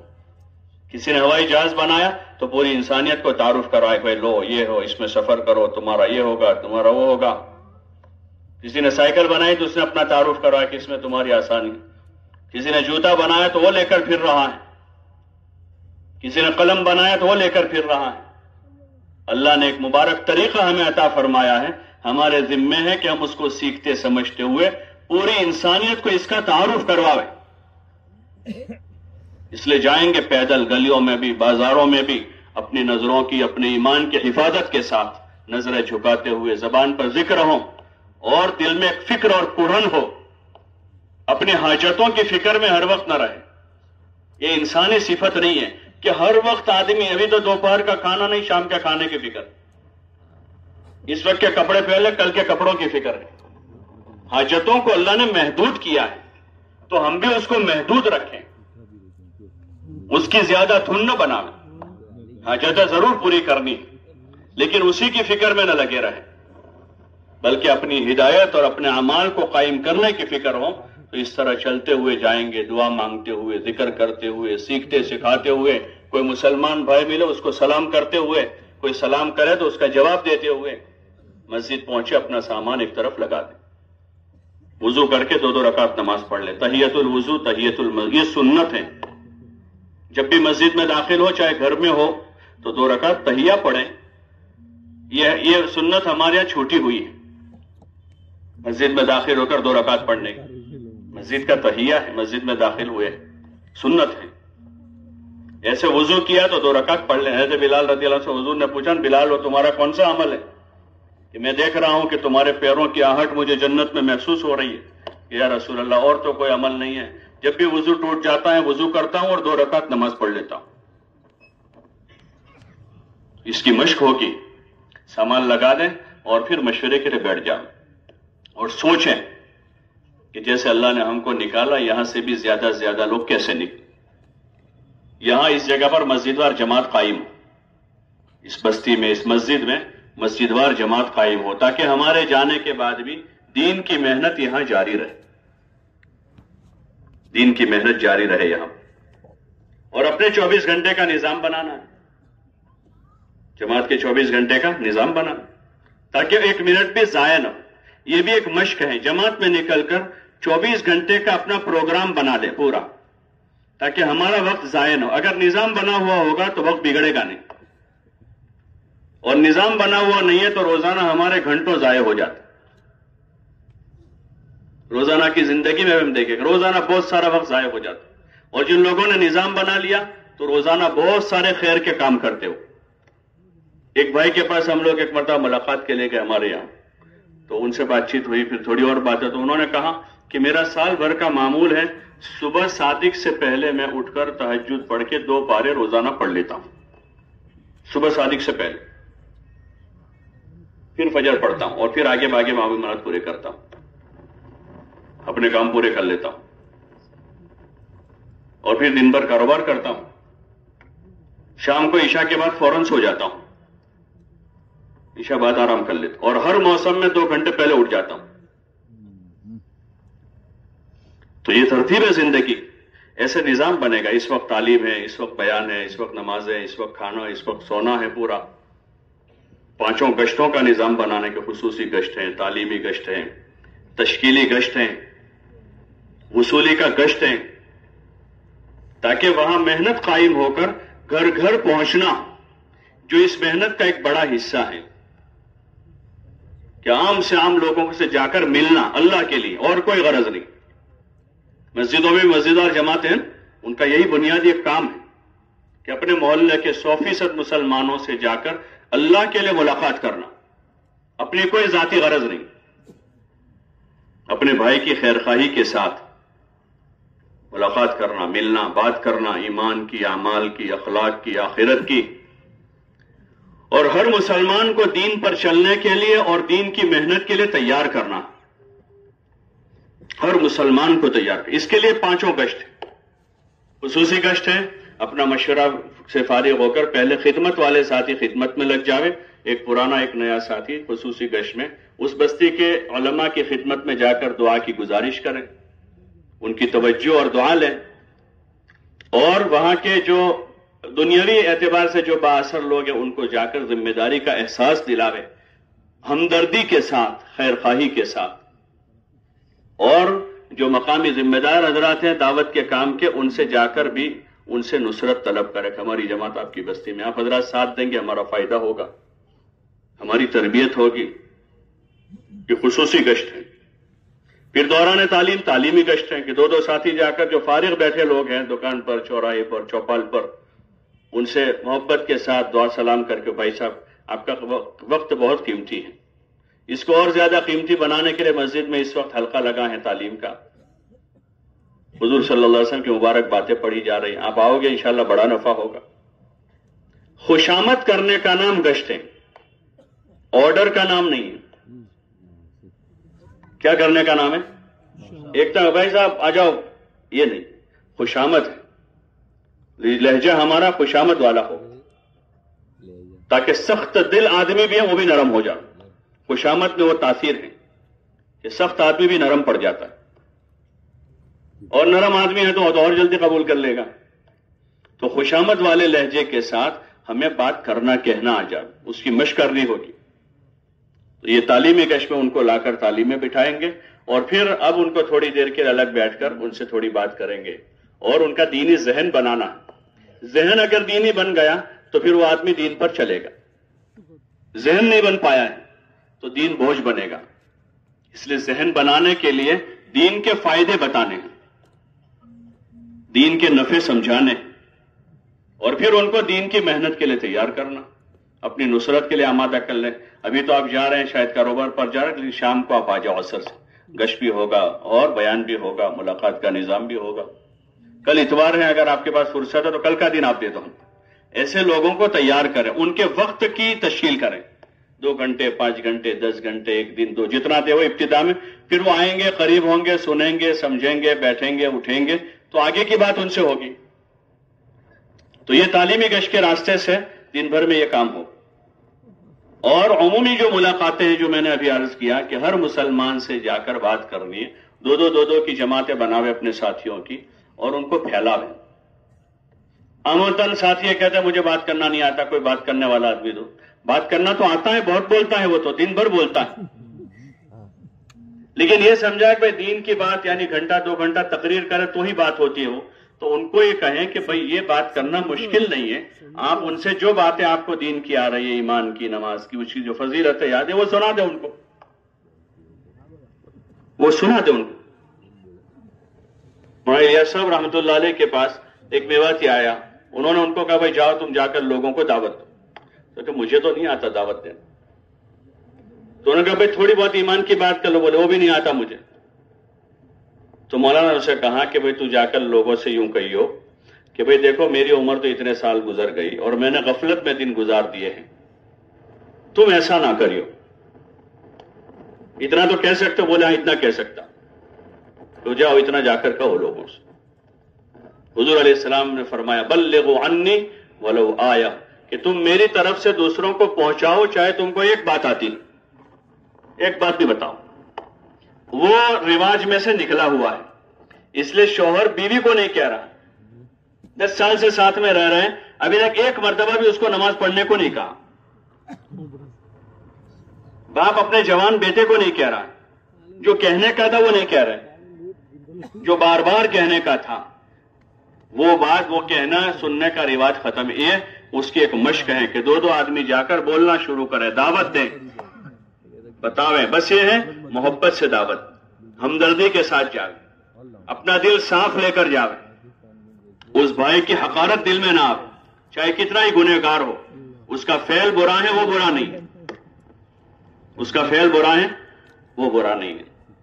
پھٹی ہوئی نوٹ جو ہے نا وہ پھٹی ہوئی ہے، باقی اس میں کیپیسٹی تو ہے۔ بھائی 100 روپے کی نوٹ آپ کی پھٹ گئی ہے، لیکن اس میں پورے 100 کی کیپیسٹی ہے روپیوں کی، بولو نا بھائی، پوری کیپیسٹی ہے، آپ اس کو صحیح جگہ جمع کرو تو پورے 100 مل جائیں گے اور نئی نوٹ ملے گی۔ ارے ملتے نہیں ملتے کہ پھٹ گئی تو پھینک دیتے اس کو۔ ایسے کسی آدمی میں کوئی برا فعل ہے، شرابی ہے، بے نمازی ہے یا اور کوئی چیز ہے، اس کا فعل برا ہے، وہ برا نہیں ہے، اس سے ہم سینے سے لگائیں گے اور پھر اس کو سمجھائیں گے۔ سمجھانا ہمارے ذمہ ہے، منوانا ہمارے ذمہ، ہماری مشکل یہ ہے کہ ہم منوانے کی کوشش میں ہیں، سمجھانے میں کمی نہیں کریں گے۔ اس میں اور منوانے میں فرق ہے. ایک ہے سمجھانا. حضور صلی اللہ علیہ وسلم نے سمجھایا, ابو جہل کو سمجھایا, 1 بار 2 بار 10 بار 100 بار سمجھایا, نہیں مانا وہ. سمجھانا ہے, سمجھانے میں کمی نہیں کریں گے. منوانا ہمارے ہاتھ میں نہیں ہے, اس لیے مایوس نہیں ہوں گے اور اس سے شکایت بھی پیدا نہیں ہوگی. اس لیے جائیں گے, بات کریں گے, فائدے بتا ایمان کے, اعمال کا, اخلاق کا, آخرت بتاویں, قبر, حشر, نشر, جنت کو کھولیں. رغبتیں مائل ہیں اچھی اچھی چیزوں کو سننے کے لیے, تو ہم جنت سناویں لوگوں کو. بھئی جنت میں نعمتیں ہیں, وہاں پر نہریں ہیں, باغات ہیں, محل ہیں, انہی چیزوں میں ابھی ہم الجھے ہیں یہاں. تو جنت سمجھائیں گے, جنت کھولیں گے, اس کی دعوت دیں گے, اور پھر ان کو تیار کریں گے دین کی محنت کے لیے محبت سے. جب وہ آتے جاتے ہوں گے تھوڑا مسجد میں ہمارے ساتھ, تو انشاءاللہ امید ہے شام تک میں عمومی گشت ہوگا, اور پھر گشت کے بعد جو بیان ہوگا اس میں لوگ تیار ہو جائیں گے. اس طرح روزانہ جماعت میں جا رہے ہیں وہ روزانہ کریں گے, جو گھر جا رہے ہیں وہ ہفتے میں 2 گشت کریں گے. ایک اپنی مسجد کا اور اپنے قرب و جوار کے جو محلے ہیں. قسم پرس مسلمان ہیں, بیچارے غریب بھی ہیں, دین بھی نہیں دنیا بھی نہیں ہے. بعض وہ محلے جہاں مسجدیں ہی نہیں ہیں, عبادت خانہ بھی نہیں ہے, تو وہاں جا کر ان کو سمجھا بجھا کر نماز قائم کرنے کی, اعمال میں لگنے کی دعوت دیں گے. ان ہمدردی سے ان کو سمجھائیں گے. اس طرح یہ گشت ہے. پھر جو لوگ تیار ہوئے ہیں ان کی جو تاریخ ہم نے 2 دن بعد 1 دن بعد 3 بعد طے کی ہے, 4 مہینے چلے کی 3 دن کی, ان کو وصول کر کے لانا ہے. ہم نے سمجھا دیا, اس نے نیت بھی کر لی, لیکن وہ گھر گیا ہے. آپ نے مچھلی کو باہر پاٹ پڑایا تھا کہ کل سمندر میں سے باہر آ جانا, آئے گی واپس, اس کو دوبارہ پکڑنے جانا پڑے گا. آپ کی پالتو گھر میں رکھی تھی وہ, لیکن آپ نے اس کو سمجھا بجھا کے سمندر میں چھوڑا ہے کہ کل اسی وقت واپس آ جانا, آئے گی وہ. یہ آپ نے اس کو برابر سمجھا بجھا کے, لیکن یہ سمندر میں گیا ہے, وہاں سے کیسے, تو اس کو لینے جانا پڑے گا پھر, اور پھر اس کو سمجھانا پڑے گا نکلنے کے لیے. تو اس لیے وصول کریں گے پھر ایک ایک کو خوشامد کر کے, منت کر کے, سماجت کر کے, ان کو سمجھا کے, اور پھر ان کی جماعتیں بنا کر یہ ساری باتیں ان کو بھی سمجھا کر پھر ان کو آگے بھیجیں. ان کو کہیں گے کہ اب تم جا کر وہاں سے ان کو نکالو, تاکہ اس طرح کا سلسلہ جاری ہو جاوے, اور ہر مسلمان اپنا دین سیکھتے ہوئے دوسروں کو دین سیکھنے میں لگاتا ہو جائے, تاکہ جہالت باقی نہ رہے اور غفلت باقی نہ رہے. جب یہ سلسلہ جاری ہو جائے گا تو امید ہے انشاءاللہ جو فتنے ہمیں پریشان کر رہے ہیں اور جو بہت سارے مسائل ابھی ہمیں الجھائے ہوئے ہیں, اللہ کی ذات سے امید اللہ پاک اس طرح دین کے سیکھنے سکھانے کے عام رواج کے زندہ ہونے سے وہ سارے مسائل سلجھتے جائیں گے. لوگوں میں ہدایت کی, علم کی, دین کی طلب پیدا ہوتی جائے گی, اور جب طلب پیدا ہوگی تو اس دین کے خاطر لوگ مال نہیں جان دے دیں گے. جس چیز کی آدمی میں طلب ہوتی ہے اس کے خاطر آدمی جان کی پرواہ نہیں کرتا. یہ جوہر اس امت میں اندر موجود ہے, لیکن اس پر زنگ چڑھا ہے. جیسے قرن اول میں حضور علیہ السلام کی محنت سے وہ جوہر اجاگر ہوا تھا, اور پھر جن زمانوں میں اللہ کے نیک بندوں نے جن علاقوں میں وہ کوشش کی تو امت کا وہ جوہر زندہ ہوا, اور امت میں دین کی نقل و حرکت اور تعلیم کے حلقے شروع ہوئے, تو پھر جہالتیں غفلتیں دور ہو کر عموم میں دین زندہ ہو گیا, اور ہزاروں لاکھوں لوگ ہدایت پر آ گئے. یہ اس کی محنت پوری ہے, یہ پورا نظام ہے 5 گشتوں کے راستے. اور اپنی ضروریات میں, کھانے پینے میں, سونے میں, جائز ضروریات میں, ضروری بات چیت میں کم سے کم وقت لگا. بقدر ضرورت کھانا ہے, کھانا کھایا کھڑے ہو گئے. کھانے پینے میں, سونے میں, سونا ایک ضرورت ہے, سونے کے لیے نہیں سونا ہے, ضرورت پوری کرنے کے لیے سونا ہے. بعض لوگ سونے کے لیے سوتے ہیں تو فجر بعد سوئے زور تک سوتے ہیں. سونا تو ضرورت ہے, رات میں اپنی ضرورت پوری کر لیں, جلدی آرام کر لیں تاکہ رات میں اچھا وقت لے کر تہجد میں اٹھ سکے, تہجد پڑھیں, دعا مانگیں, رویں, گڑ گڑاویں, اور پھر فجر کی نماز بشاشت سے پڑھ سکیں, نیند کا غلبہ نہ ہو. رات میں جلدی سو جائیں گے, نیند پوری ہو جائے گی, تاکہ بشاشت میں رہے. صبح سونے کی نیت سے نہ سوئے رات میں, بلکہ رات میں صبح اٹھنے کی نیت سے سوئے کہ اب سو کر صبح اٹھ جائیں گے, تاکہ بشاشت کے ساتھ دن بھر کام کر سکے. مولانا یوسف صاحب رحمۃ اللہ علیہ فرماتے تھے, دن بھر محنت کر کے اپنے آپ کو اتنا تھکاؤ کہ رات بستر پر آوے تو پتہ نہ چلے کہ پہلے سر تکیے پر رکھا تھا یا پہلے نیند آئی تھی. جب دن بھر تھکیں گے تو رات میں کسی کو مسئلہ نہیں ہوگا کہ نیند نہیں آتی. بہت سے لوگ شکایت کرتے ہیں رات میں نیند نہیں آتی، بہت دیر تک نیند. تو وجہ کہ صبح 11 بجے تو اٹھا ہے، تو کہاں سے آئے گی وہ؟ ابھی تو گئی ہے. رات دن بھر محنت کریں، تعلیم میں جم کر بیٹھے، چستی سے بیٹھے، ٹیک لگا کر نہ بیٹھے بلکہ ادب کے ساتھ بیٹھے، آگے جا کر بیٹھے، دھیان سے سنیں. تھکاوے اپنے آپ کو تعلیم میں، عبادت میں، گشتوں میں، محنت میں، جان نہ چھڑا. رات میں آرام کر لے. آرام پورا ہو گیا، صبح اٹھ کر دعا، ذکر اور اپنی نمازیں ہیں، ذکر ہیں. قضا نمازیں باقی ہے تو قضا نماز کر لیں. فجر کی نماز اطمینان سے پڑھ کر فجر بعد سے اپنا کام شروع کرو. اسی طرح کھانا سیدھا سادہ پکا لیں. پکانا بھی آسان، کھانا بھی آسان، ہضم کرنا بھی آسان اگر سادہ ہے. اور سادہ نہیں ہے تو پکانا بھی مشکل، اس کو کھانا بھی مشکل، اور پھر اس کو کھا لیا تو ہضم کرے. ساری بیماریاں اسی کی ابھی ساری. پہلے ڈاکٹر حکیم کہتے تھے بھائی تم بادام کھاؤ، کاجو کھاؤ، پستے کھاؤ، فلاں کھاؤ، گوشت کھاؤ، یہ کھاؤ. اور ابھی جو بھی جاتا ہے دواخانہ اس کو کیا کہتے ہیں؟ بولو نا بھائی، یہ مت کھاؤ، یہ مت کھاؤ، یہ مت کھاؤ، یہ مت کھاؤ، یہ مت کھاؤ. تو مسئلہ کس کا ہے؟ نہ کھانے کا کہ کھانے کا ہے. تو اس لیے سادہ کھانا کھا لیں، طبیعت بھی اچھی رہے گی، صحت ٹھیک رہے گی، وقت پر اعمال پورے ہو جائیں گے. ایسے غسل میں، استنجے میں بقدر ضرورت وقت کر کے مسجد آ جاوے.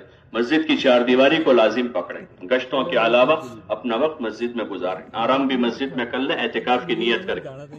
موٹا کپڑا بچھا کر سوئے، بغیر بچھائے مسجد میں نہ سوئے.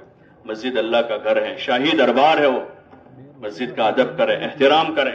عموماً ہماری مسجدیں جو ہے اس کا احترام نہیں ہو رہا. بنا دیتے تو بہت شاندار، لیکن اس کا جو احترام اور ادب ہونا، پہلے ایک اچھی مسجد تھی لیکن مسجد کا ادب تھا. کوئی چار زانو نہیں بیٹھتا تھا کہ اللہ کا گھر ہے، کوئی ٹیک نہیں لگاتا تھا کہ اللہ نو گھر سے، کوئی بات نہیں کرتا تھا. اور ابھی ہماری مسجدوں میں فرض نماز پوری ہوئی کہ باہر نکل کے ٹولے بن جاتے. ابھی سنتیں پڑھنی ہے، ذکر کا وقت ہے، دعا کا وقت ہے. یہ اپنی مسجدوں کا احترام کرے، باہر ٹولے نہ لگا. ہاں نماز کے لیے داخل ہو، اطمینان سے نماز پڑھے، جتنا ہو سکے جلدی مسجد جاوے. یہ فضیلت کی چیز ہے. سب سے آخر میں گھڑی دیکھ کر جانا وہ کوئی فضیلت کی چیز نہیں ہے. اس وقت ایک قسم کا وہ بن گیا عرف ایسا کہ اچھا خاصا آدمی بھی جو ہے آخر میں جماعت کا وقت دیتا ہے 3 منٹ، ہاں اب چلے جاؤ، اور 3 دیر باہر کھڑا رہتا ہے. حالانکہ مسجد تو جتنا ہو سکے جلدی جانا چاہیے.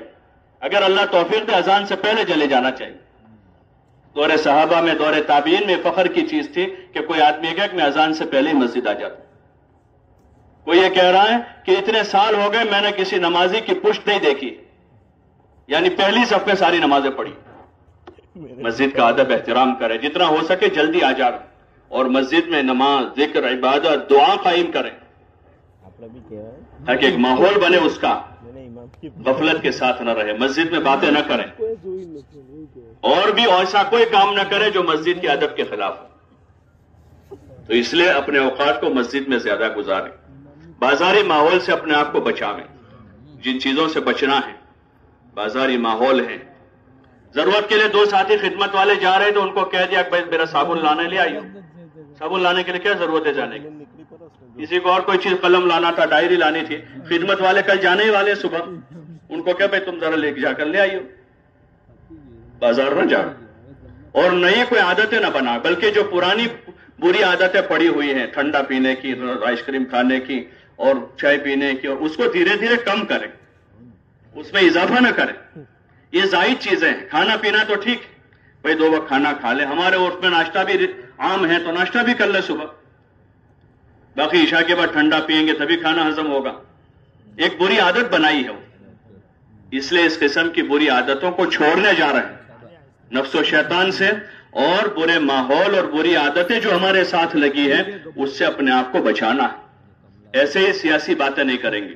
حالات حاضرہ کیا ہو رہا ہے اس وقت، ہمارا بڑا وقت اس میں چلا جا رہا ہے. لوگ کیا کر رہے ہیں اس میں ہمیں کیا کرنا ہے وہ سوچنا ہے، اسی کو بولنا ہے، اسی کو کرنا ہے. لوگ کیا کر رہے ہیں اسی میں، بھائی فلاں کیا کر رہا ہے، اس نے کیا کاروبار کیا ہے، اس نے کیسے شادی کی ہے، وہ ہمارے موضوع ہی نہیں ہے. ہمارا موضوع تو ہمیں کیا کرنا ہے.